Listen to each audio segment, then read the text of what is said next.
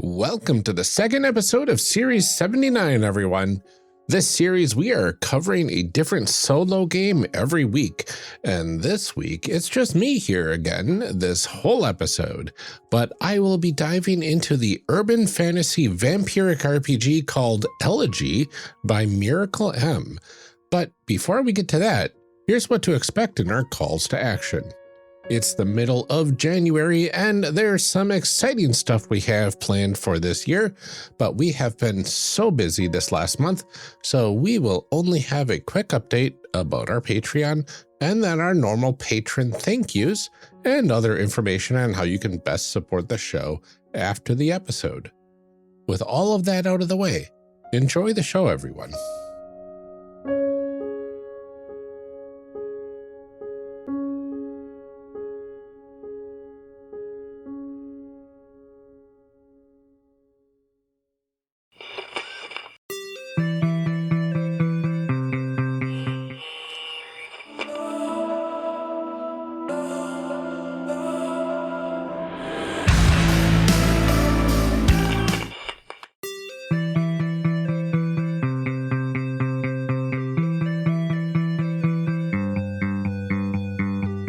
Welcome to Character Creation Cast, a show where we discuss and create characters, the best part of role-playing games, with guests using their favorite systems, and sometimes not guests. I'm one of your hosts, Ryan, and this series we are continuing to do things a bit different as we will be covering a different solo game every week this month. This next game is a solo vampiric RPG called Elegy that utilizes the Ironsworn rules as a base for the gameplay. Let's go ahead and get into this, and we will start by discussing what this game is all about. What's in a game? All right, so what are the core concepts of Elegy? So Elegy is a solo role-playing game where you play as a vampire navigating the dangers and secrets of a big city. You need to hide your true nature from mortals, hunt for blood to satiate your hunger, maintain the secrecy of the vampire society, and confront various threats. So the game involves creating a vampire character, making decisions about the world you inhabit, and using dice rolls to determine the outcomes of dangerous or uncertain situations. So what's cool is no game master is required again. It is a solo game, of course, and the game can be played in sessions of varying lengths. And just like Ironsworn, you can play this game also with a GM in guided mode or in co-op mode with other players, and that'll let you experience the game with some friends, which is fantastic. What sort of setting do you play in this game then? It's hinted at a bit. It's a big city. So in Elegy, you play in a dark urban setting inspired by the world of vampires.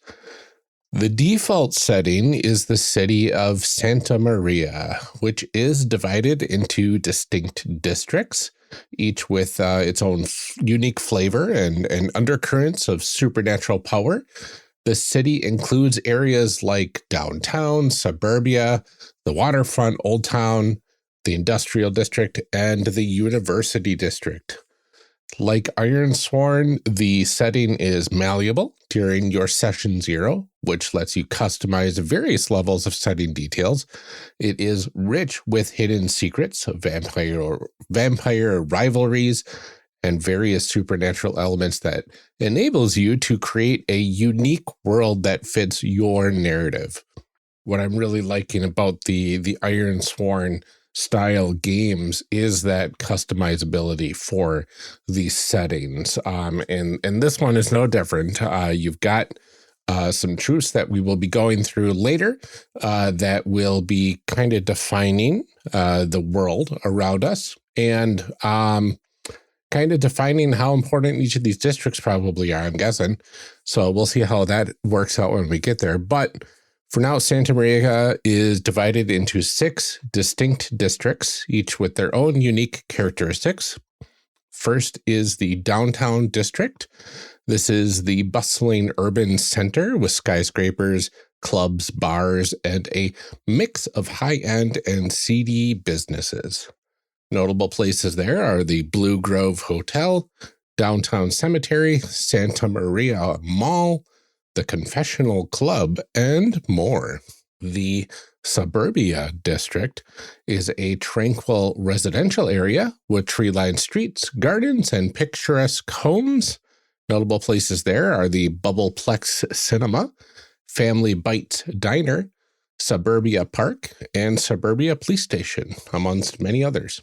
In the Waterfront District, it is a vibrant coastal area with beaches, alternative clubs, and hipster restaurants.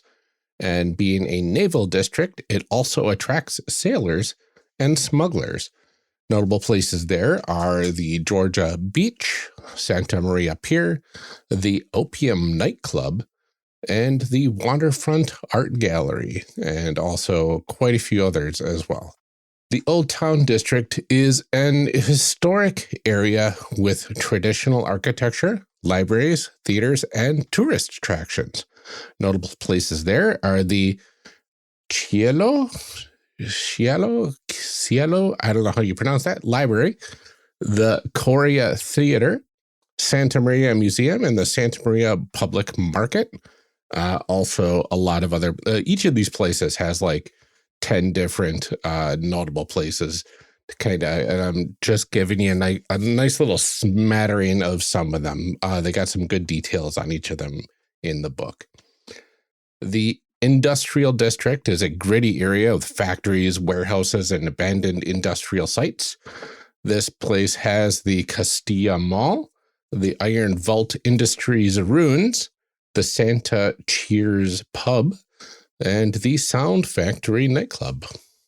And finally, the University District is the intellectual hub with academic institutions, libraries, and research centers.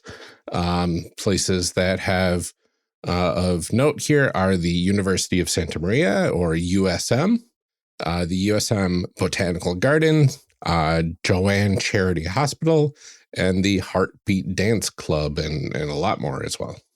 So each district offers a variety of locations that contribute to the immersive setting of Santa Maria.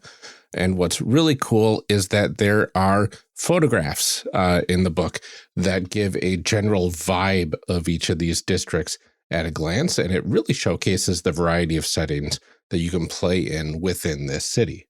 Now, just like Ironsworn, you do have tools to play this game. So what sort of tools do we need to play? And in Elegy, you might need a little bit less than Ironsworn, it feels like. Here, you just need 2 10-sided dice, and these are used for making action rolls and other game mechanics.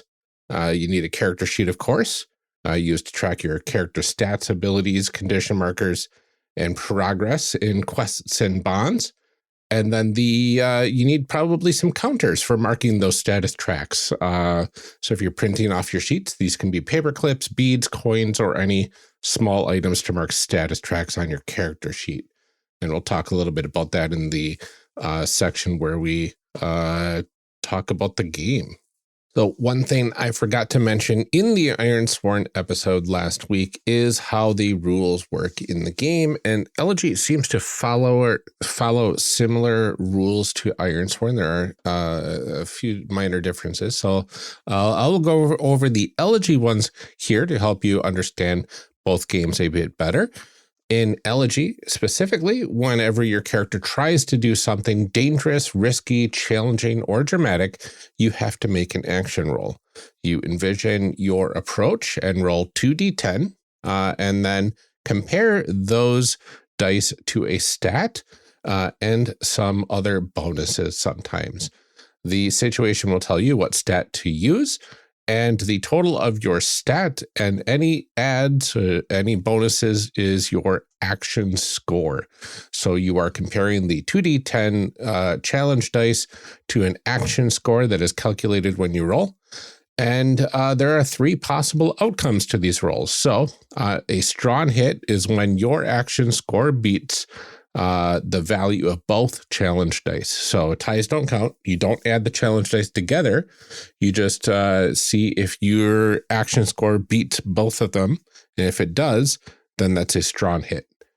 A weak hit is when your action score beats only one of the challenge dice. Then you succeed, but it is at a with a cost or lesser effect. And then a miss is when your action score doesn't beat either challenge die. In this case, you fail, or you must make serious concessions. So it sounds like you want to roll low on each of your d10s to get under your action score in order to succeed. And the success bands here are very reminiscent of PBTA games, in my opinion. So what kind of stories and themes is this game meant to explore? In Elegy, it's designed to explore stories and themes centered around the life of a vampire in a modern urban setting. That feels pretty generic to a vampire game in urban fantasy. But key themes here include survival and secrecy, navigating the dangers of the night while hiding your vampiric nature from mortals. There is hunger and humanity, balancing the need to feed on blood with the remnants of your humanity, and how moral that is to ensure your survival. Power and influence, engaging in the politics and power struggles within vampire society. There is eternal grief, dealing with the eternal sorrow and loss that comes with immortality. That's really fascinating, because if you make mortal bonds, at some point, that mortal's going to die and you're not. And you get to deal with that. Mystery and intrigue, of course. This is uncovering hidden truths, solving mysteries, and dealing with supernatural threats. A lot of that in this game as well. Of course, personal growth, fulfilling quests, forming bonds, and all that sort of stuff, the standard RPG flair. And then there's also conflict and combats in its game, of course. You get to face deadly creatures, rival vampires, and other threats as well. And these themes all kind of create that rich narrative experience that let you dive into, what it's like being a vampire and the dark and dramatic world that they inhabit there. So as characters within that setting and theme, what do you do in this game? In Elegy, characters engage in a lot of different activities that revolve around their existence as vampires in a modern urban setting. Some of the key actions and activities that characters typically undertake are hunting for blood. So you need blood to survive. You need to satiate your hunger and maintain your strength. And you can do this by preying on mortals or animals. And I guess there's various levels of violence that you can choose to do with that hunt. And that goes, hand in hand with maintaining your secrecy. You can't just be doing that in the open.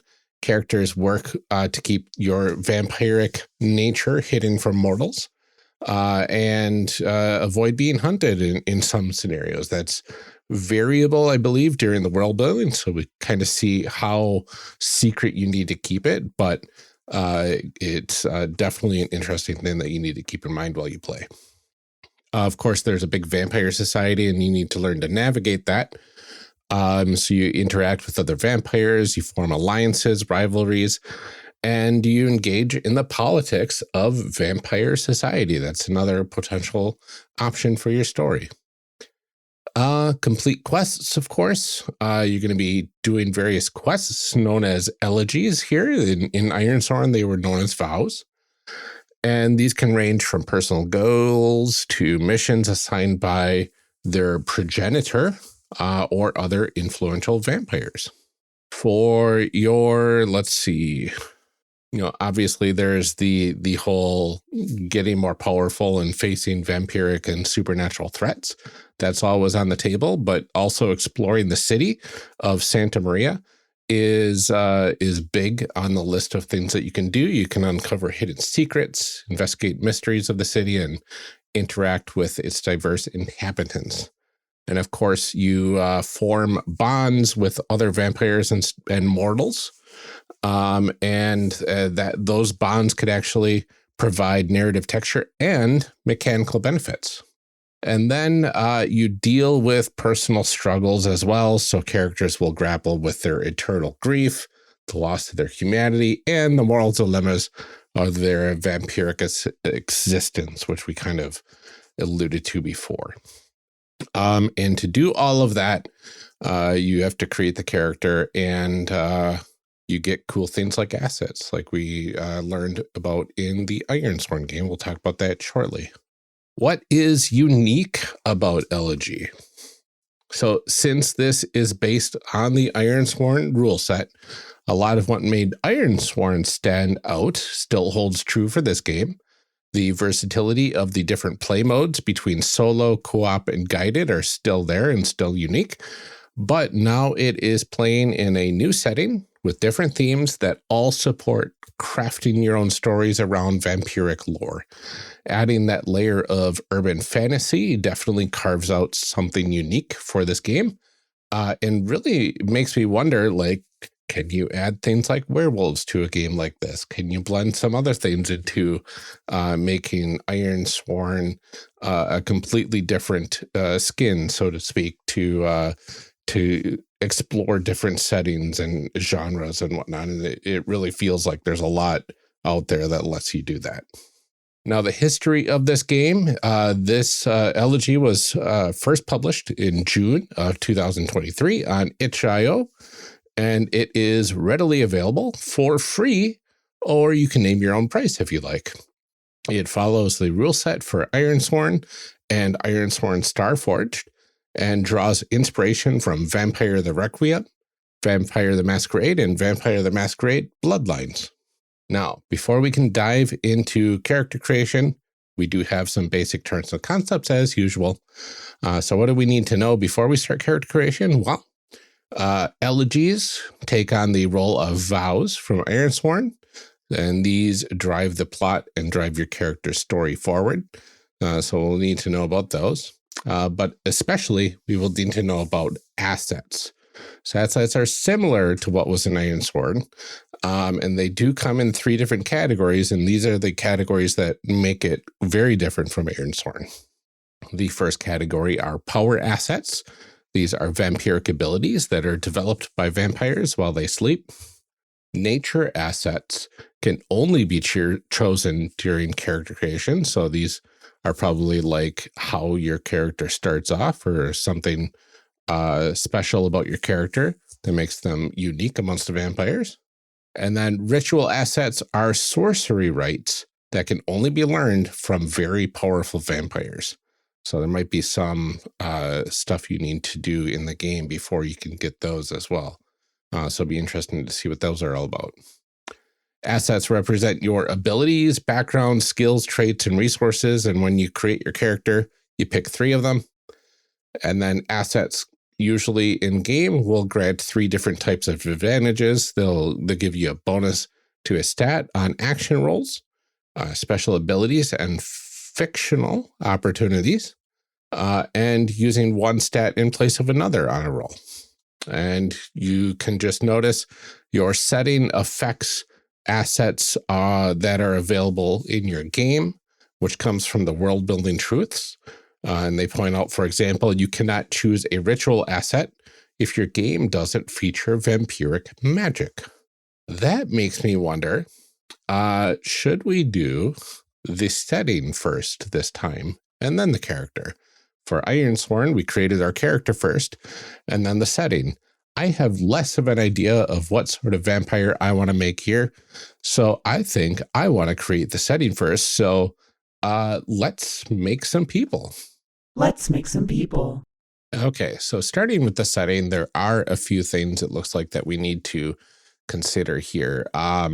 So, vampirism, obviously, for those that are unaware, vampirism is a supernatural condition of unknown origin, and vampires are unliving humans created when a vampire drains a person of blood and then feeds the corpse a few drops of their own vampiric blood. So the vampire who turns a mortal into another of their kind is called a progenitor, and the newborn vampire is called a progeny. And the act of creating another vampire is called embracement.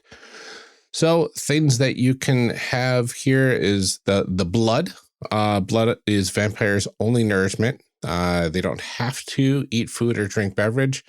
They really just prey on humans and, in some cases, animals. So vampires can spend blood to awaken every sunset, and they can also do it when they activate their special powers, appear human for some moments, or heal their wounds. When blood is spent, vampires risk getting hungry. When they have no blood in their system, they go into an entranced rage until they feed again. So they can, change their appearance. Their bodies look like corpses, but you can spend blood to, look more human. So that's something that you have to keep in mind during play. Weaknesses, they get extremely tired during the day. Most vampires sleep during the day. Fire, sunlight, and the claws and fangs of supernatural creatures can inflict fatal injuries to vampires. There is also the kiss. The kiss is how vampires refer to the act of feeding directly from a mortal. They do not need to kill to get blood, and when a mortal is kissed, they go into an ecstatic trance, and in the end, they have no recollection of the incident. The vampire closes the bite wound on the victim's neck by simply licking them. So, interesting that you can feed on humans and show no sign that there was a feeding and keep them alive, which is kind of cool. Substances, when a mortal has substances in their blood, you can be affected by that. There's also the existence of a thing called the facade that we have to keep in mind. If mortals found out that vampires exist, they probably would hunt them down. So the facade is a set of laws that protects the secret. There's 3 main laws. The first law is you must hide your vampiric nature from mortals. The second law is creating other vampires is an act of great responsibility and should not be done without the permission of the queen. And the third law is you must not drink the blood of other vampires. Breaking these laws is not just a crime, but a taboo. And because of that, most vampiric societies and organizations enforce them. And there is a lot of other interesting stuff here talking about the feudal city, progenitors and progenies, reasons for the embracement. There's a lot of different reasons somebody would want to become a vampire. And blood linking is another potential option. When a vampire drinks from another, they develop a deep artificial connection called the blood link for the vampire whose blood was drunk. And these feelings get stronger with each drink, and 3 drafts are enough to produce the deepest adoration. Mortals and other creatures are susceptible to the same effects. So that's an interesting tidbit of information about the world there. There are things like neutral grounds, and then there is elegies. Just saying an elegy means to promise to accomplish something in dedication to a person or ideal, and that is just like the vows from Ironsworn. So that gets us to the history of Santa Maria. This is part of the truths. This is the truths are basically your world building like it was in Ironsworn. So let's dive into these truths and see kind of which ones make the most sense for us. So, history. Vampires inhabit Santa Maria since its early development, which happened. First option is in the Dark Ages. So, Santa Maria was a crucial trading post situated at the crossroads of major medieval trade routes. It soon became the hub for commerce and cultural exchange full of prosperity. It seems a little early for me, but let's see what else we have here. Somewhere between the 16th and 19th centuries, So fueled by the advancements of the Industrial Revolution, Santa Maria became known for its factories and innovations in manufacturing. The city was pivotal in shaping the era's economic landscape, drawing a growing population seeking employment. So that one could be interesting. I really do like the thought of it beginning kind of in the Victorian era, which is a really iconic vampire starting point. I mean, all of these kind of are really. So I might be sticking with between 16th and 19th century sometime.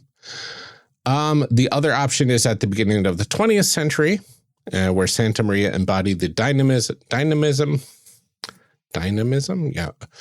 embodied the dynamism of a new era.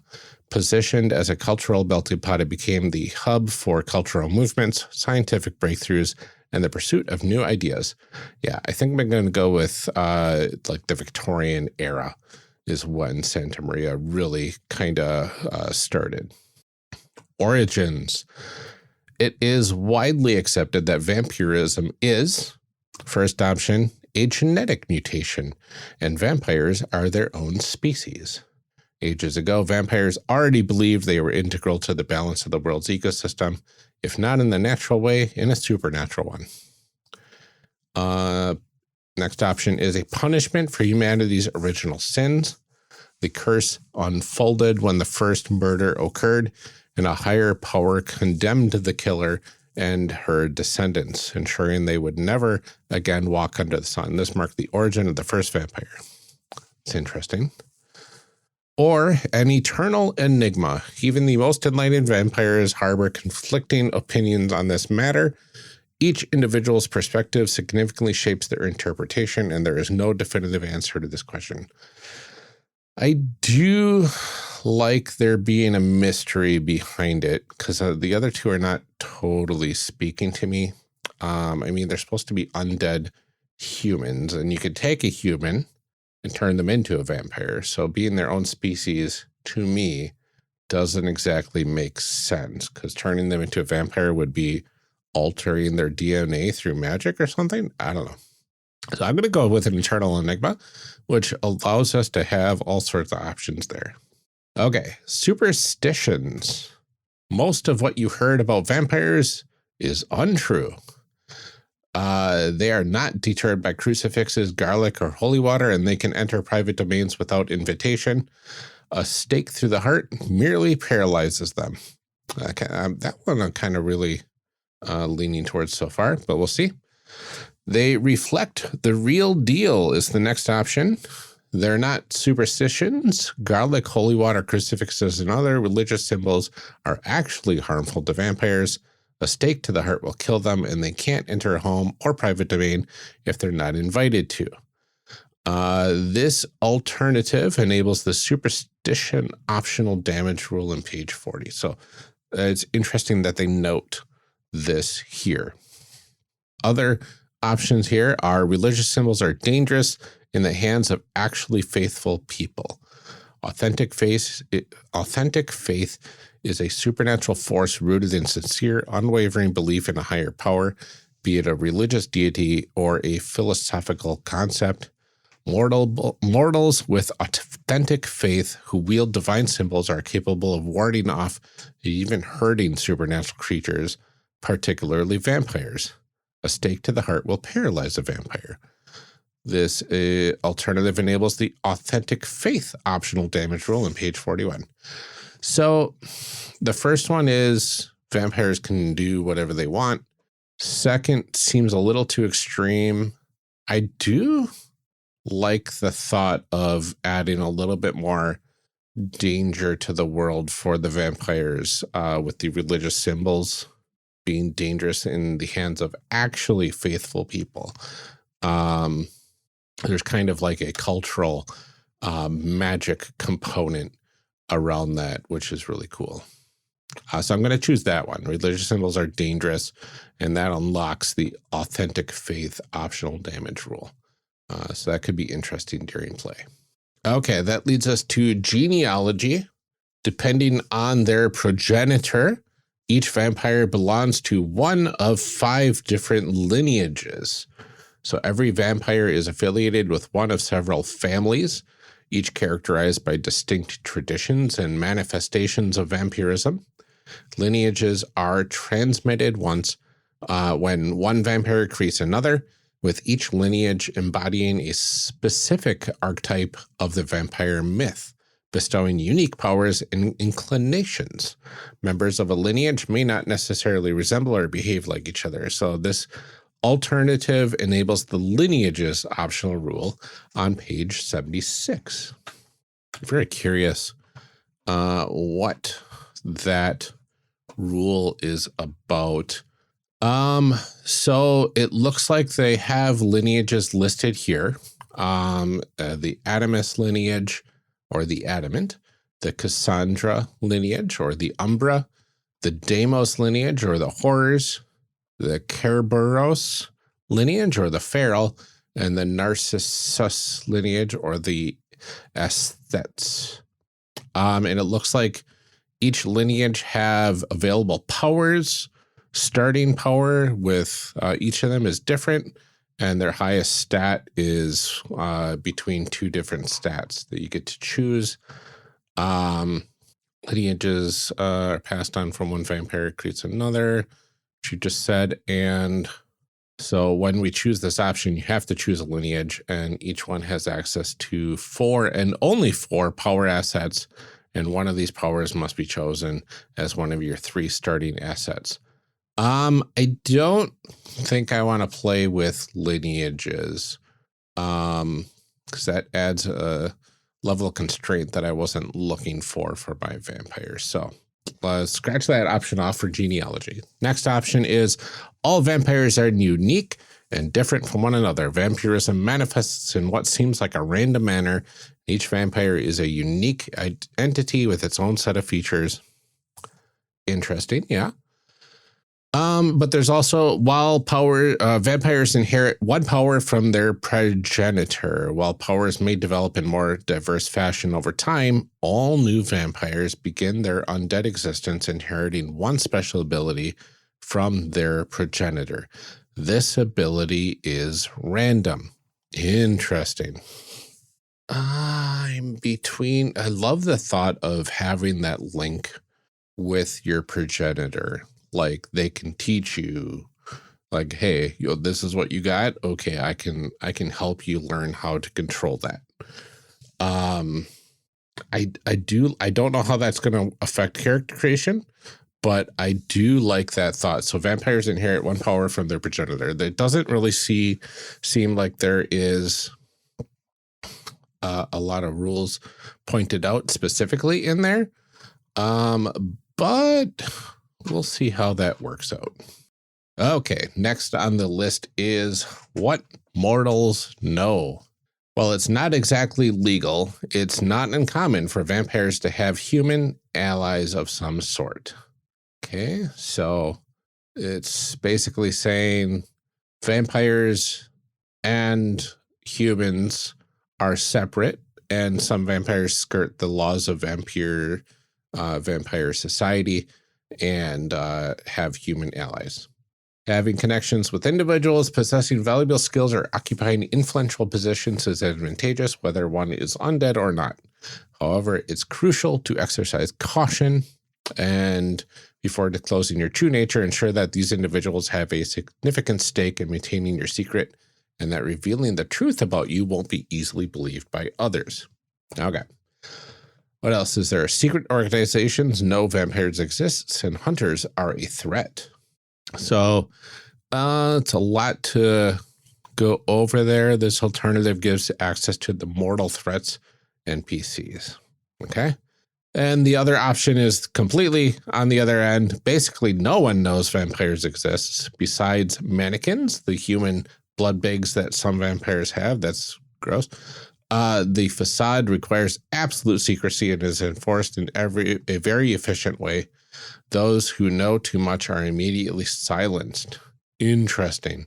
I don't want it to be like vampires are the secret underground thing that nobody exactly knows about. I do like the thought of having human allies, and I don't want to be fighting vampire hunters, I don't think. So I'm going to go ahead and say, while it's not exactly legal, it's not uncommon for vampires to have human allies of some sort. Okay. So now the internet. Interesting. This is a modern setting, so the internet is an interesting thing to point out for vampires. Using the internet is prohibited by law. In today's world, no information is truly secure. A single slip, the facade will crumble. The other option, using the internet, is permitted, as long as you keep your unnatural habits away from social media and use fake accounts. You may use the internet however you want. And the third option, vampires have their own network, the Umbernet. Even though regular internet use is prohibited, the Umbernet links all major vampiric cities in a secure web, resistant to mortal interference and private. While it doesn't encompass all the information available on the internet, its functionality is similar. I want the middle option. Using the internet is permitted. I think it just makes sense to allow the freedom of browsing Wikipedia and trolling people online, I guess. I don't know. Okay, next option for world building is rebels. Plenty of vampires don't totally agree with the queen, and sometimes they form groups. These groups can be united by any social or political idea. The bigger ones can even have some influence, but they are never powerful enough to actually challenge the queen. Okay. Next option, those who don't agree with the queen's rule will be silenced or punished. The queen's law is absolute. Any organization or any organized political divergence from the traditions that hold her in power is a threat that must be eliminated. Not interested in that one. And this last one, the Agorian movement is an independent faction that questions the queen's authority and governs part of Santa Maria. They advocate for individual freedom and self-governance and resist the constraints of the queen's law. While their ranks include diverse ideologies, from idealists to nihilists, the common thread among them is a desire to challenge authority, question ancient traditions, and create a more egalitarian and liberated existence for vampires. This alternative gives access to the Agorian movement NPCs. This one I think I find interesting. Politically able to kind of try to make a more modern vampiric society that's untethered from traditions and ancient traditions that no longer apply. That's an interesting thing I think I could be good for. All right, blood sorcery. The plowers of blood don't manifest themselves through silly rituals. So I believe that this probably, while some individuals may follow peculiar esoteric traditions, the concept of vampiric blood sorcery is non-existent in our world, and rituals are not a part of our reality. So that locks all those ritual assets, which I don't find interesting. The second option, vampires who know blood sorcery rituals are rare, but often powerful and wise. They keep out of sight, so their methods stay secret, but they sometimes take vampires as pupils when they are worthy. That's interesting. So that's like the powerful vampire has to take you in, and you got to gain their trust, and then you can start learning rituals. So then the third option is the Circle of Circe is a large, influential group of vampire mystics. They are meticulous in their studies, developing complex rituals and mastering the manipulation of supernatural forces. Their focus on the arcane arts gives them a reputation for being scholars and guardians of occult knowledge within the vampire society. That one I feel is really interesting. This alternative gives access to the Circle of Circe NPCs. I do like this a lot. This really lets you kind of get into the more academic portion of the supernatural world, and that definitely interests me. All right, a few more. We're past the halfway point. Religion. The government has tones of faith. The most important practices are held in a cult-like fashion, and the queen and other important figures act as priestesses in these situations. It's something purely ceremonial, but it reflects the idea that the queen and her peers are more than simple vampires. Interesting. Let's see. The Epitaph Order is a large and influential religious organization. On the one hand, faith and religion may be ignored by most vampires. On the other hand, they unite many vampires under a large group with its own particular interests. And this unlocks the Epitaph Order NPCs. And the last option is almost no undead believes in a bigger power. A few make prayers and have group meetings, but they have no political influence. That's interesting. I think I'm going to go with the third option. I'm just not interested in exploring religion and political influence. So I'm just going to go with that. Deviance is the next one. Page 11 of 15. Deviance is the next one. Vampires rarely break the 3 moral laws buried within their nature. Everybody has heard of a vampire drinking the blood of another, turning mortals into vampires without thinking twice or even revealing their nature despite the risk. But they're really abnormal cases. That's interesting. So they rarely break those laws. A large group of vampires called the egregores. I don't know how you pronounce that. Rejects the 3 basic vampire laws and opposes anyone standing by them. They embrace a more anarchic and brutal existence, engaging in open warfare against their enemies and resorting to violence. Not interested in that one. And then vampires who create blood links with others of their kind or even mortals are common. They usually do it to establish a relationship of dominance and influence over the other individual. Kind of interested in that one. I do like the thought of blood links. I don't know exactly what sort of level, but the fact that it's common will let me kind of explore that during play as well. Okay, interesting. We do go over werewolves in here, and opens up more of the urban fantasy mythos. So werewolves, they live in packs within the city and call themselves lycanthropes. Werewolves are another type of creature that hides in the night. Vampires and them are not necessarily enemies. Sometimes they cooperate to keep their existence in the shadows. This gives access to the lycanthrope NPCs. Next option, they are a subtype of mindless solitary monsters we call beast people. Beast people are mortals who turn into mindless monsters when the moon is full. Some turn into wolf people, while others assume forms that remember cats, rats, bears, etc. They're never organized. This alternative gives access to the beast people NPCs. And then there is tribes of werewolves habit the wild. They call themselves the Varu. They're almost as numerous as vampires and are organized according to a complex tribal hierarchy. They seek to defend the natural balance of the universe against natural and unnatural threats. And because of that, vampires are their mortal enemies. This gives access to the Varu NPCs. I think I'm going to go with the lycanthropes one, that there's just regular werewolves that are just like vampires and could be enemies, could not be. I would love to have like cat, rat, bears, etc., like other beast type people, but I would like them to be, not mindless beasts that are supernatural monsters. I do like having the autonomy given to them. So we'll go with the first one as a concession there. And I wonder if I can flavor that differently within my game. I probably can. All right. Elegies, the precious promises vampires make one another.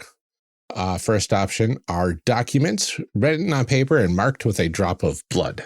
It can be a letter paper, a notebook page, or even a napkin. Regardless of the material, it is treated as a contract. After signing an elegy, a vampire sheds a drop of blood on it and hands it to the one to whom they have sworn. or puts it in a safe place if they made the promise to themselves. Otherwise, they are made verbally and contemplated in meditation. Elegies are crafted like any promise, whether written or spoken. The vampire who creates one dedicates a few minutes to half an hour in silence and solitude, concentrating on it and visualizing its fulfillment. Otherwise, they are sealed by a bloody handshake. After a vampire sings an elegy to another individual, each one bites her own palm, then they shake hands, allowing the blood of both to intermingle. And when a vampire sings an elegy for herself, she bites both hands and holds them together. That's interesting. I do think is a cool visual, sealing an elegy by a bloody handshake. So I think we're going to go with that one. That makes sense to me. Okay, and the last one on the list here is Mortal Magic. The Crystal Compass is a global mage organization. They follow their own individual path into magical enlightenment. This gives you access to the Crystal Compass NPCs. Let's see, the other option, there are a few occultists in Santa Maria. They're not that many or that powerful. When they're organized, they form small groups. This is the occultist mortal NPCs. And then there's the third option, which I have no interest in. Human beings have no supernatural power. Nothing happens that they try to cast or perform a ritual. I think, let's see, there's cultists, or the Crystal Compass. I think I'm going to go with cultists in honor of Amelia. Because I think she would like cultists in her vampire game. And since she's not here, I'll choose that as well, because I was between that and the first one. And who doesn't like a good cultist in their RPG? And that's it for the world building truths. That's all of them. So that gives us kind of a good explanation of what you need to keep in mind for the world that we're going to be inhabiting. Let's see what is next. Now we can actually get into character creation. Okay, so we have the character sheet, and the name is the first thing they suggest. And I have no idea, so I'm not going to worry about that right now. I'll get to the name later. Stats. There are 5 stats, just like it was in Ironsworn, and each is given a value from 5 to 7. And when you roll dice, you compare them to one stat, etc., etc. To start, you arrange these bonuses across your 5 stats in any order. You get 7, 6, 6, 5, 5. So the stats here are force, which are physical strength, endurance, and aggressiveness. Dexterity, which is quickness, agility, and coordination. Glamour, which is charisma, influence, and charm. Intellect is expertise, knowledge, and observation. And heart is empathy and willpower. Interesting. So knowing you have to roll under these stats, the 5s are going to be like a 50% chance that if you don't get any bonuses. I think, do I want a very I think I want a face character style play for this vampire. Somebody that's going to be not great with force and dexterity. So I think I'm just going to start off. Force and dexterity are 5, and that will start those off.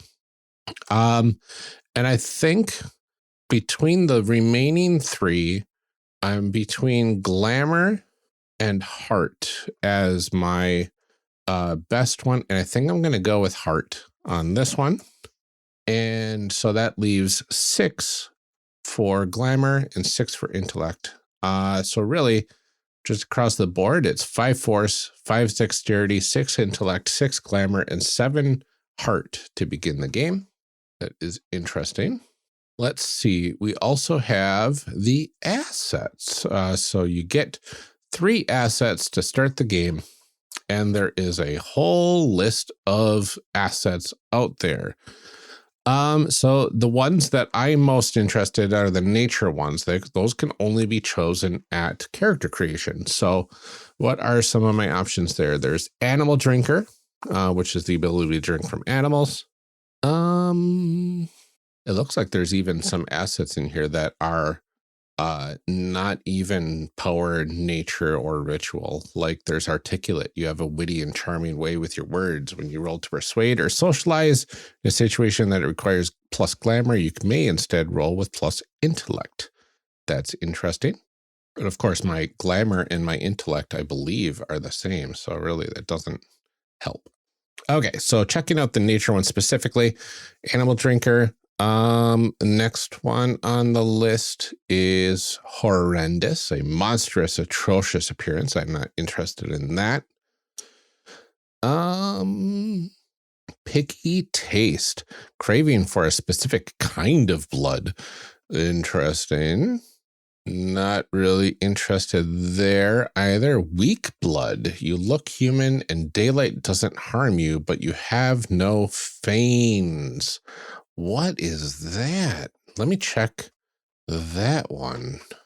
So your body reacts different to vampirism. You can eat, drink, water, have relations, and appear human in other ways without spending blood. Daylight does not harm you, but you still feel tired during the day and must spend 1 blood for each day, not night, seeing that you play.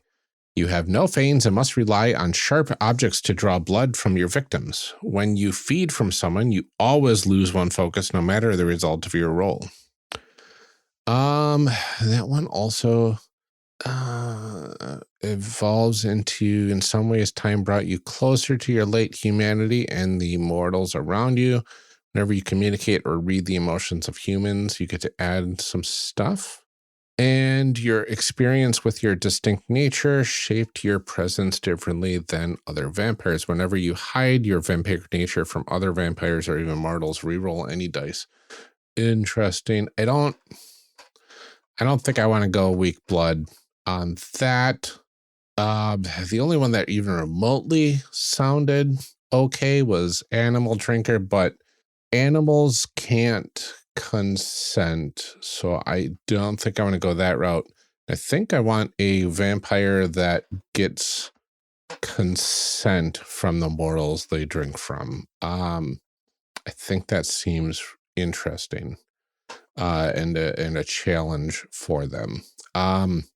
There's no other nature ones that really interest me. Weak blood kind of interests me, but I do want that full vampire experience there. Picky taste. It didn't really jump out at me as something. So looking at picky taste, you always crave blood for the same specific type of blood. A-, blondes, doctors, Leninists, etc. Whenever you feed from this type, always restore full blood. Whenever you feed from the other mortals, always gain -1 blood. Interesting. And then later you can make it so when you feed from mortals that are not your favorite type, you may suffer -1 spirit instead of -1 blood. And then later on, you know your victim's habits, and when you're looking for a mortal of your type to feed from, reroll any dice. So that one could be interesting, but I think I'm just gonna keep that out. I also see one in here that I don't think it was, did I miss it? I think I missed it from up above. It is, where is it? Seer. Once per day, you may experience a prophetic dream. Ask the oracle for details. If you record the answer and later face a situation which gives truth to the vision, take an automatic strong hit 1 time only when acting on your foresight. Then clear the prophecy. Only 1 prophecy can be active at a time. Later, you can focus or meditate to gain insight about a place, being, or situation. Then add +1 and take +1 focus to a hit. And when you score a strong hit as you socialize with a community, or search a place, you may envision gaining sudden unbidden insight about the location. If you do, to get +2 focus. I like that. I like the option for seer, so I think that's going to be my first asset. So I'm going to add seer, and that's level 1 right now. So I can just put a dot in there, and that will give me a good start to this character. Getting prophetic visions is a really cool narrative thing. So now we get into the harder part, like figuring out what other assets. There are quite a few of them, more than a few dozen. I didn't even count them, but there's quite a few here. Let me just look through here. Artist would be kind of fun. Talent and affinity for performance and art. Awe, radiant hour, aura of majesty. You can get driving skills. Empathy, empath, empathy, and people reading skills. Let's see what that's all about. Empath, when you look into the eyes of someone and try to read their intent or emotions, add +1 and take +1 focus on a hit. I do like that. I think I'm going to go with empath as well as my second one. And that's going to be also at level 1. There's three tiers for each of these. Empath. Awesome. Okay. And then the last one. Now I got to look at what else there is. And I probably shouldn't take the first one. That sounds cool. Let's see. Fame, cult celebrity status. I don't have a power yet. Maybe I should look for a power. Familiar, turn dead animals into familiars. Interesting. Let me take a look at what that's all about. When you drain a small animal of its blood and feed him yours, its corpse comes back to life as a familiar for 1 week and efficiently obeys simple single word commands. It only lasts a week though. That's boring for me. Let's see. Heartbreaker. That's another option. That's not a power, but you can act by being seductive. You get +2 to that. And take the value of your glamour as +focus. That's interesting. When you charm your way out of a situation or burn focus to gain a strong hit, take +1 focus after you reset. And when you feed from someone you seduced, you gain other +2 blood, resorting in +4 total. And it should be good to note that focus is the same thing as what was it in Ironsworn? It's the thing that goes from -6 to +10, and that's kind of your progress towards finishing your quest and whatnot. There is also the health, the spirit, and blood, which blood looks like blood takes the form of supply from Ironsworn. So Heartbreaker, potential option. I would definitely love to play that way in a solo game. So maybe I would take that. But let's see what else we have. Let's see. Hypnosis. No. Illusion. No. I mean, you could create some powerful illusions later on. That's kind of cool. Oh, a lair. You have your own place to sleep. It's not much, but it beats abandoned buildings. Whenever you awaken after spending a day resting in your lair, roll +heart. On a hit, gain +1 spirit. On a match, also gain +1 health. Your lair is very presentable. When you attempt to bring a victim to it, add +1 and take +1 focus on a hit. And when your lair is full of useful stuff, when you search for a useful object or tool inside it, add +1 and take +1 focus on a hit. Interesting. Do like the thought of having a lair.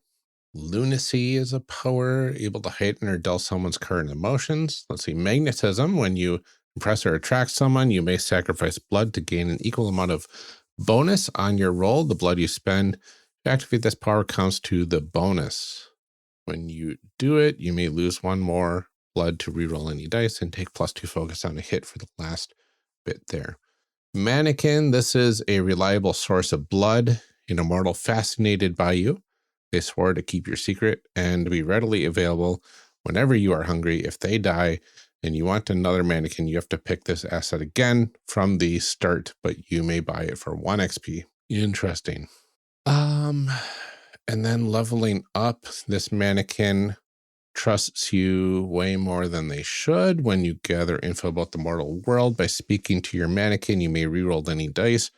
And then finally, having a steady source of blood brings you peace of mind. When you feed from your mannequin, take +1 spirit on a hit and +2 spirit on a match. Ooh, that's cool. Let's see. Marked. Hunted by power authority. Nah. Mutation. You can merge with the earth below you for 1 scene. You can still feed if blood falls onto the ground where you are. You can also climb walls without difficulty. Oh, that's interesting. Then later you can turn into an animal for as long or as many times as you want. And then for 1 scene, you are able to turn your skin into a scaly hide that grants you +1 in rolls to defend against damage. Oh, that's kind of cool, but I don't think I want that right away. Path of the Demon. These are rituals. The rituals are a whole bunch of paths in here. I don't think I want to start with rituals. I don't think I'm exactly able to right away. Let's see. Sixth Sense. You can sense the intentions of people around you. When you are next to other individuals, you can awaken your powers to ask 2 of the following questions to the Oracle.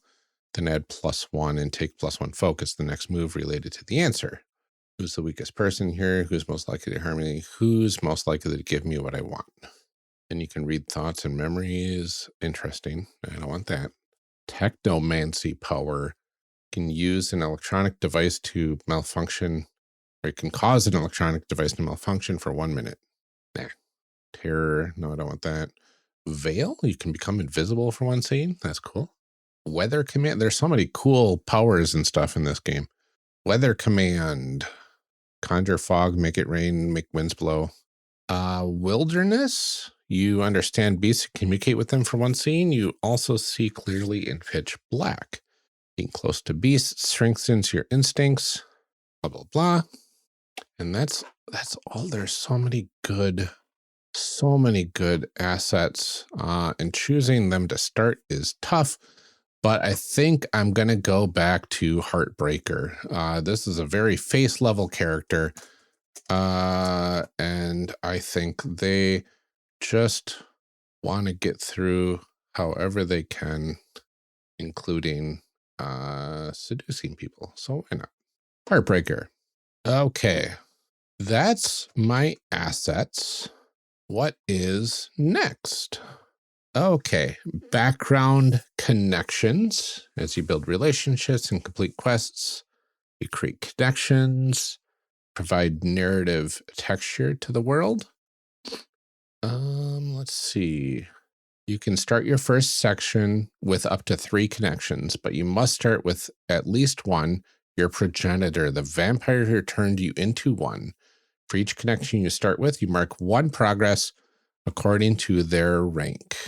This will be later explained in the progress tracks. Okay, so not really sure what to do there. Going to the progress tracks. Let's see. Oh, it looks like those are progress tracks for your elegies. Okay.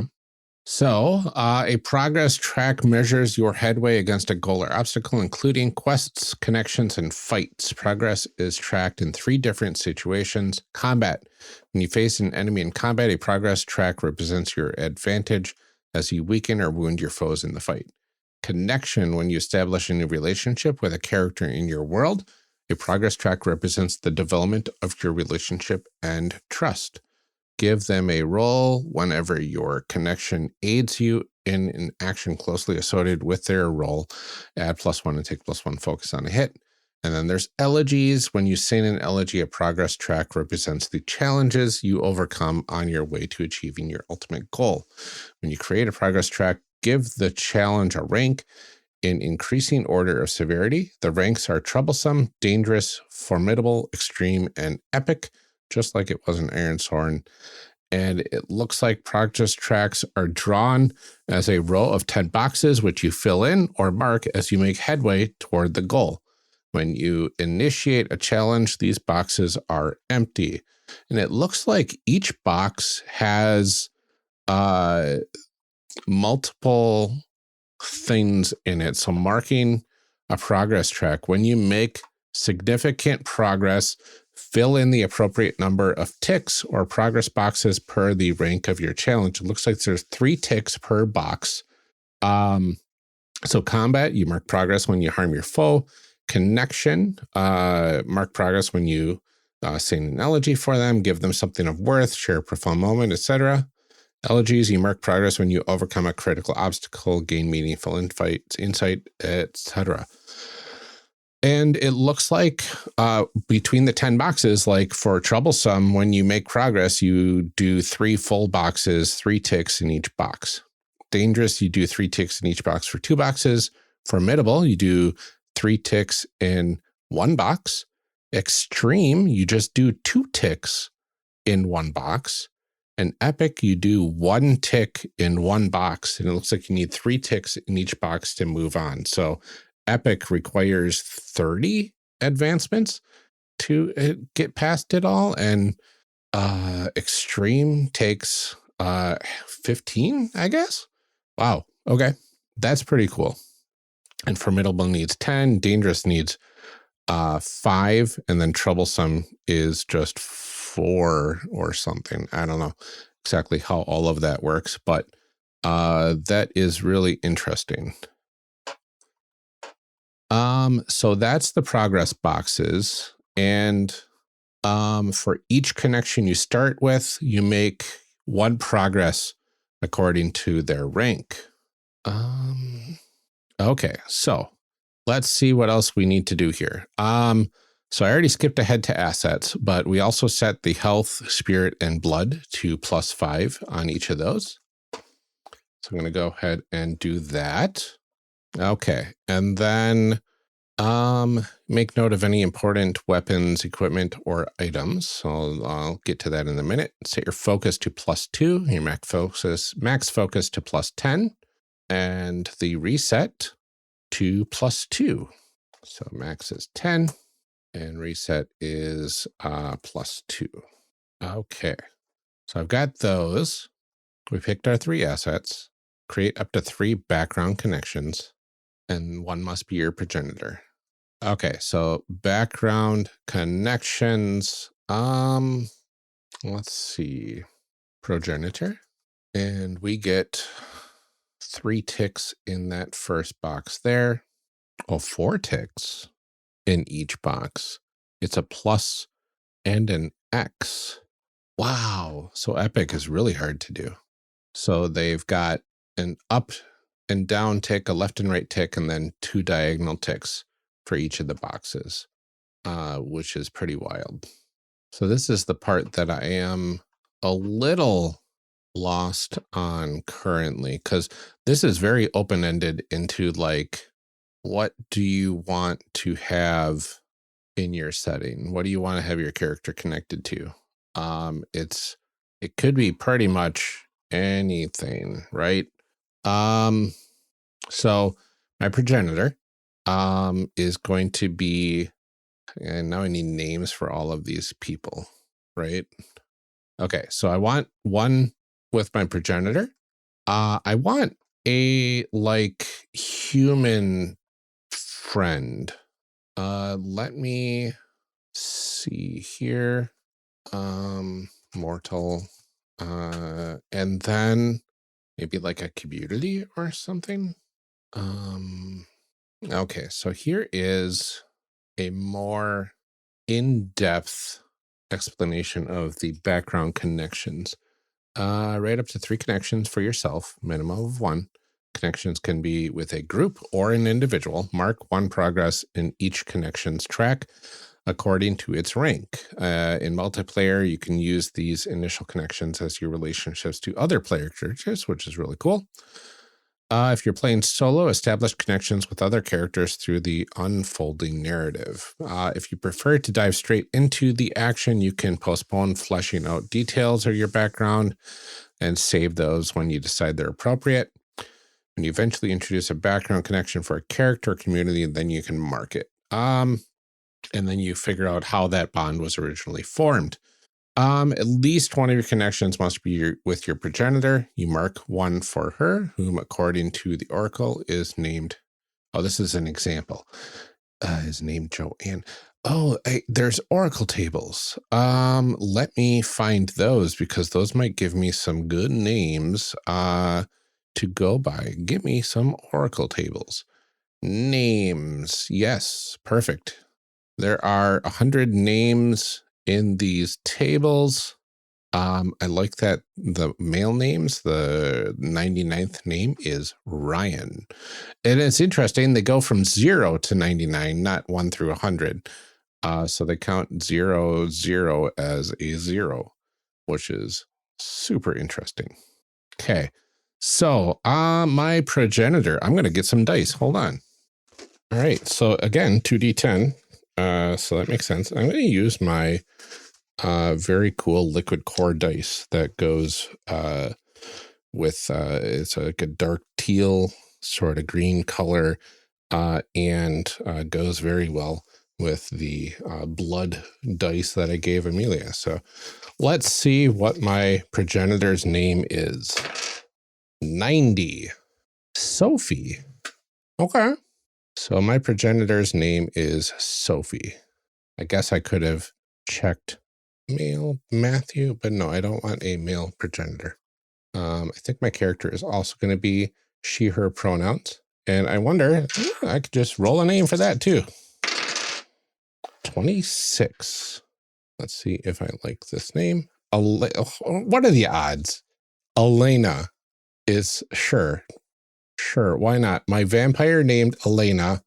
I swear, I rolled the 26. Okay, that was destiny, apparently. And my friend, my mortal friend, what is their name? 67. Either Molly or Jesse. Who is my friend? I think it's gonna be this is somebody that I met through the university. Yeah.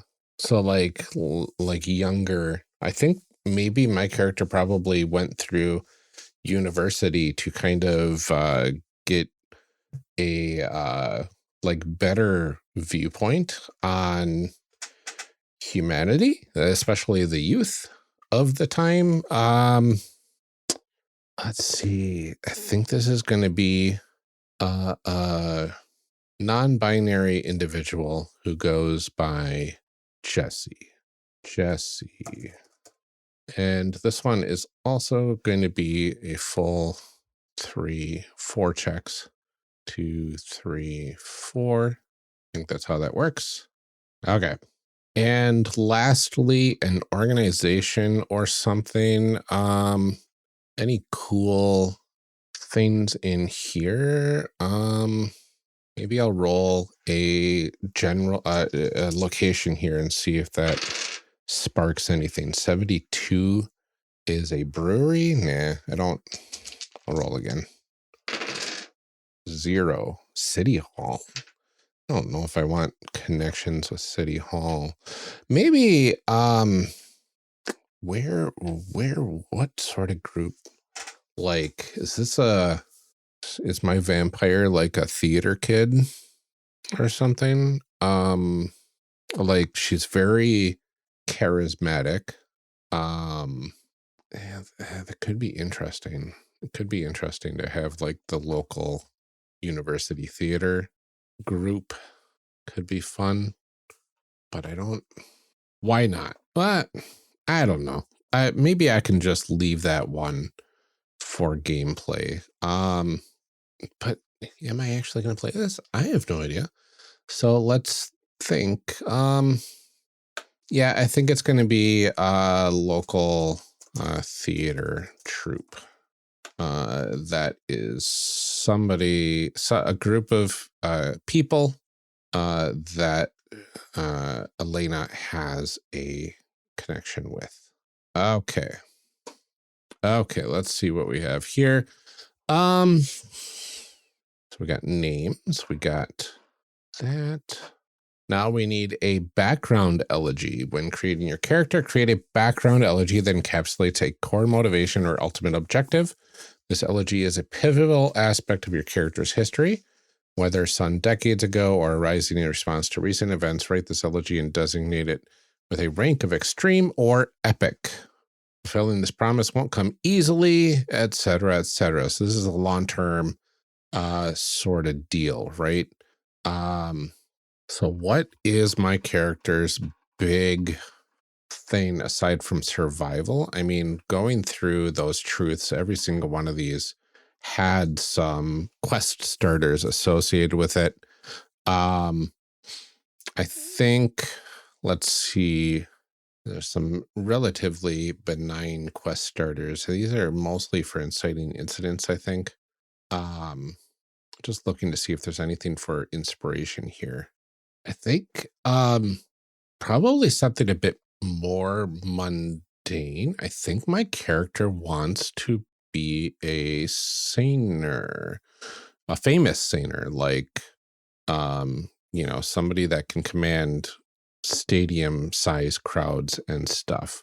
So I think that's where she is going to sit for that first elegy. So let's see here. This is going to be become a famous singer.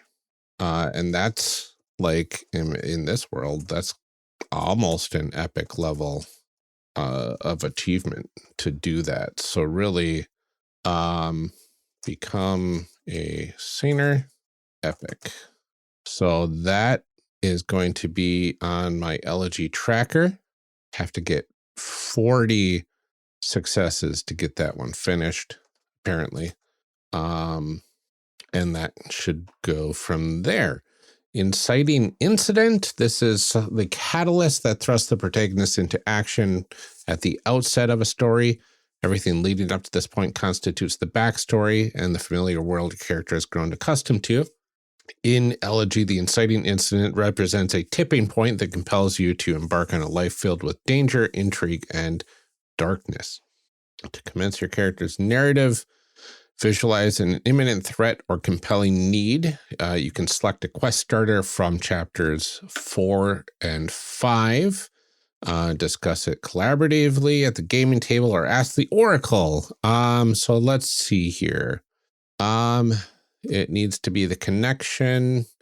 Connect the issue to your character's background and motivations. So motivation is becoming a singer. Character's background is somebody that went through university relatively recently in modern times, is embracing modern society. And I believe she's a relatively young vampire. I'm going to say she was turned back in the 80s and just recently went through university in like the late teens, early 20s of the 2000s. Let's see, what is a issue that's going to be unsolvable on its own? Something that has a ticking clock to it would be helpful. Make it a shared elegy in a group play. No, we don't need to do that. Introduce complications, amplifying the urgency. Act immediately. I think it's gonna be one of the local cults has taken one of my friends from the local theater troupe. And is this friend a human or a vampire? Let's say they are a vampire, and this cult is looking to sacrifice this vampire to to do something, to either summon something supernatural, cast a spell, a ritual, or something nefarious, right? So there is a ticking clock. We just got word that this person was kidnapped. So I'm going to say friend kidnapped, friend vampire kidnapped by a cult. And let's see, I think as the initial thing here, like this could be a very combat route or potentially something that my character would have to talk her way through. And I think with that in mind, maybe this friend vampire is my third thing and not the local theater troupe. I think that makes a lot more sense. What is this character's name? Let's consult the oracle on that one as well. 77. This is Penelope. Penelope is my vampire friend. I wonder if she is also a progeny of Sophie. So we're like vampire sisters, kinda. I think that adds a little extra layer of fun to it. And if I remember correctly, let's see, the genealogy, vampires inherit one power from their progenitor. So really, we would have one of these powers in common between Seer, Empath, and Heartbreaker. Gosh, I wonder if it's got to be Heartbreaker, I think. So Penelope and myself and Sophie all share that Heartbreaker asset, and I'm gonna put like an asterisk in front here to say that this is Sophie's asset. This is what we got from Sophie. Cool. So Become a Singer is her epic ultimate quest, but this vampire Penelope kidnapped is my inciting, and that's going to be let's see what it says it needs to be. So it needs to be troublesome, dangerous, or formidable. And honestly, I think it's going to be probably dangerous, right? I don't think it's going to be troublesome because I can't go through with combat and just wipe the floor with these cultists and save my friend. And I don't think formidable because, like, if I play my cards right, I should be able to get in pretty easily with the cult and talk my way to freedom on that. So I'm going to go with it is dangerous. So that's the second level, dangerous level of Elegy. Okay, so I've got my inciting incident now and my background incident. All right, and that is it. And aside from equipment, weapons, or items, I don't think I have weapons. I don't. This is Sophie, progenitor. Let's see. Non-binary mortal, friend from college, and then Penelope, vampire sister, progeny of Sophie, shares Heartbreaker asset. Okay. Dangerous for my Elegy. And again, there is no real place on the character sheet for equipment. I don't think there's anything like super weird that I need to put in here. I think this is going to be like, I've got an array of good clothes to go out in the town with. I've got the like traditional vampire aesthetic as well for modern day vampires. A lot of black and looking really cool and edgy, of course. And I think for looks, Elena is going to be, let's see, she's going to be like, let's say Puerto Rican. And she's got dark hair, brown eyes, and she is very conventionally attractive. All right, reduce the size so it fits in the box, and good to go. Background is turned in the 80s when she was 20, went to university in 2018 to 2022. Went to university undercover in 2018 to 2022. Excellent. I think that is everything aside from a last name, and I'm not going to go with Swan for that, but I don't think I need one for now. I think this is good. Character creation is done. We finished. All right. Okay.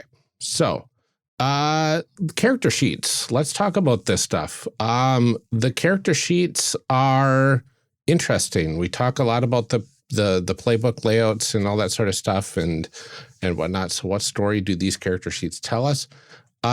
It's telling me that it's a lot like Ironsworn, but it does have a little bit of extra utility. It does have a list for your assets on the page.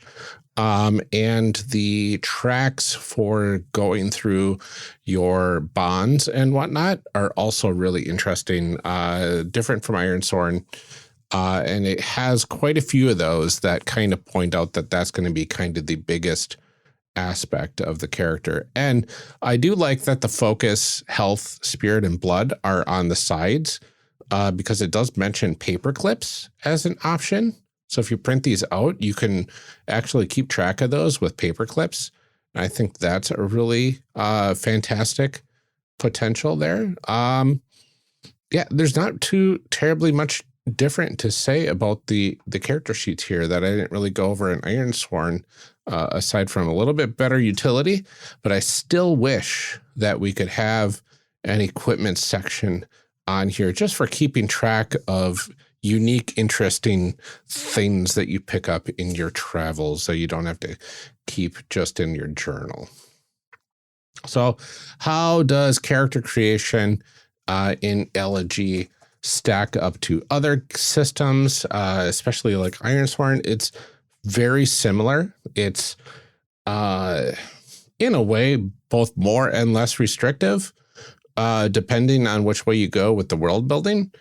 And it has a different flavor. It feels a little different. I was very surprised at how different it felt creating a character for this game versus Ironsworn. It feels like I was creating a vampire versus Ironsworn. It felt like I was creating somebody from that dark fantasy time period, which is exactly what, they're going for there.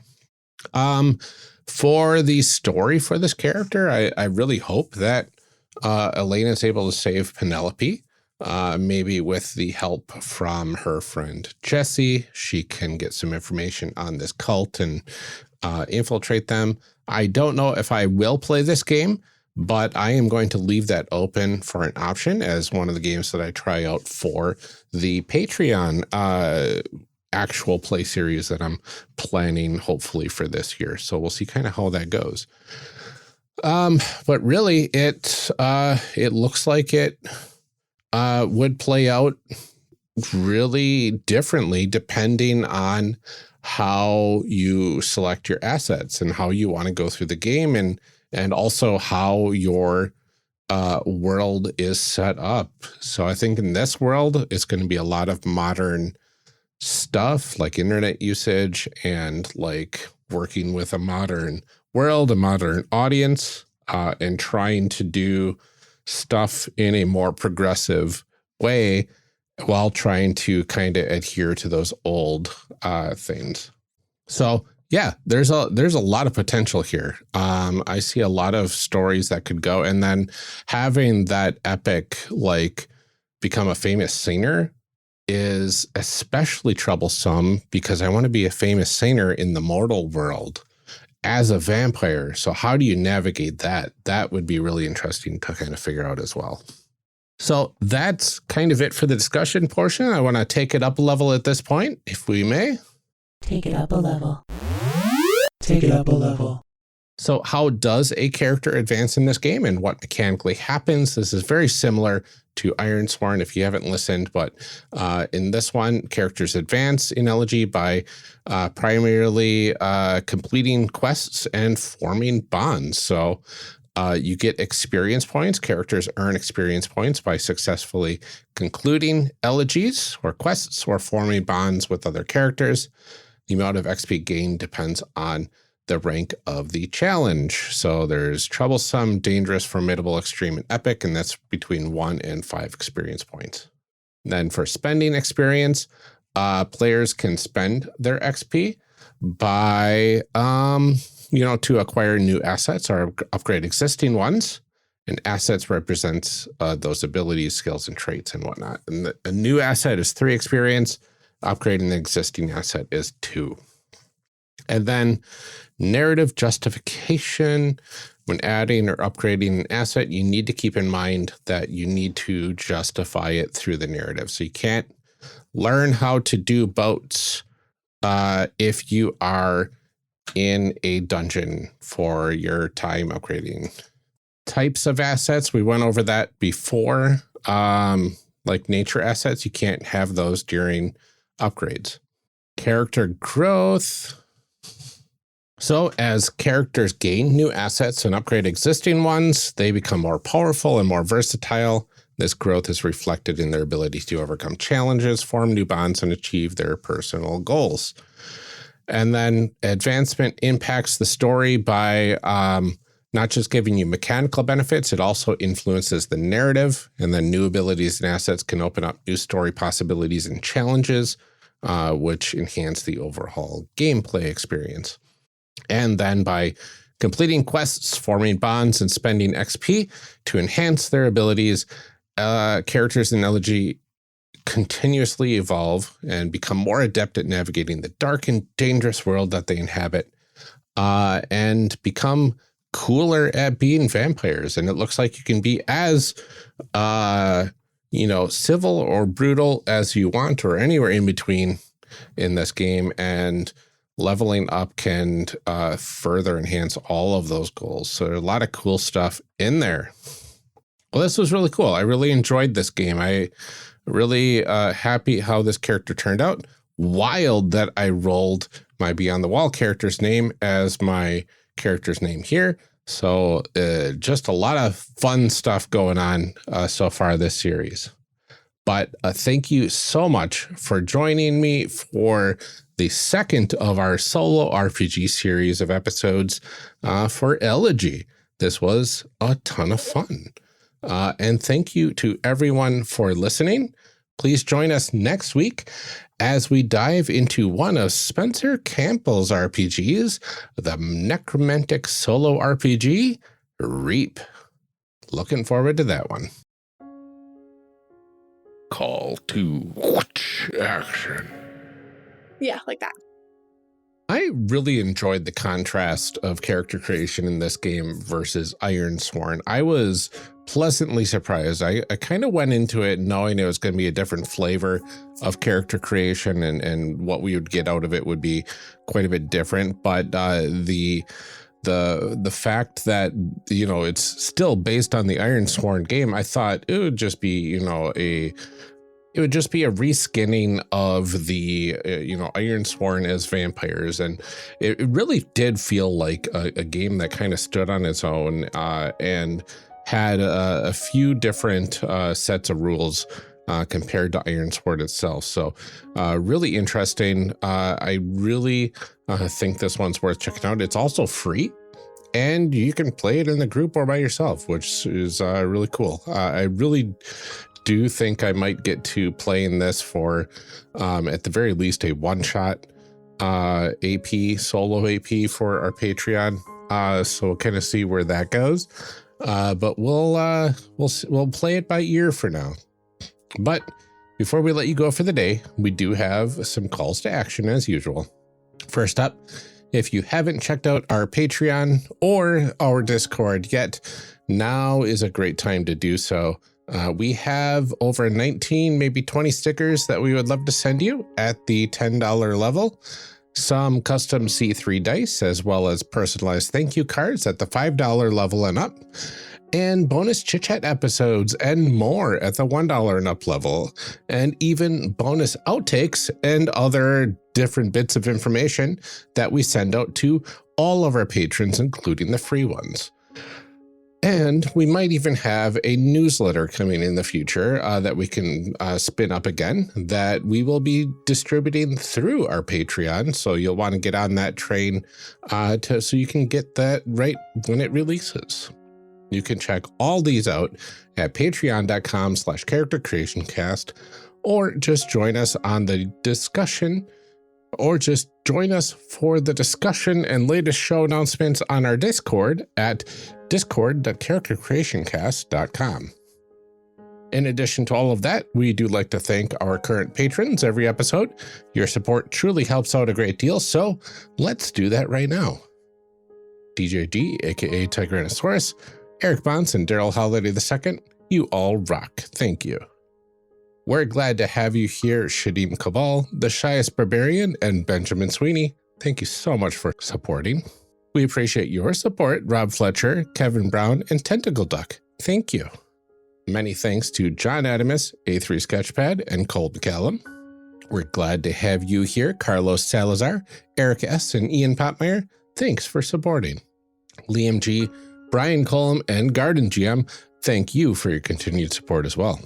Thank you to Tanglefoot, Blue Kryptonite, and Danny. Your support brings us so much joy. Nicole Trainer, Leah Murray, and Kenning, thank you so much for your continued support. Brian Kurtz, Mark E. Fair, and Drew Owen, we are so happy to have you here with us. Thank you.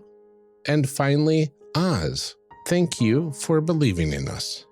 And thank you to all of our future patrons. This is truly where we need your help right now. Our Patreon currently doesn't quite cover our operating costs every month between the podcast costs and the Patreon rewards. So we need you to help us get back to a sustainable level. Just 1 or 2 campaign level patrons more will certainly get us there for now. But if you are able to chip in even a little bit, or even just sign up for the free tier to get exclusive updates, that would mean the world to us.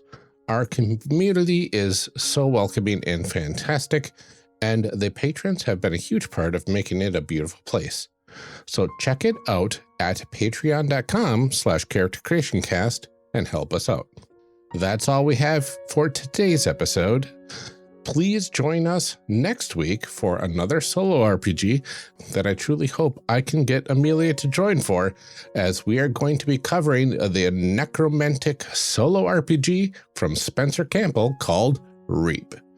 Until then, take care everyone, stay safe, drink some water, and keep making those amazing people. We'll see you next time.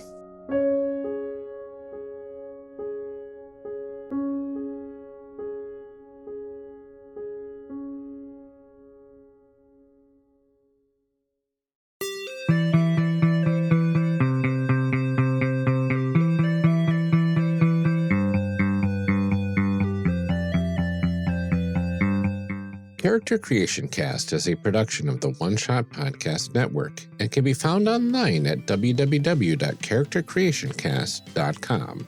Head to the website to get more information on our hosts, this show, and even our press kit.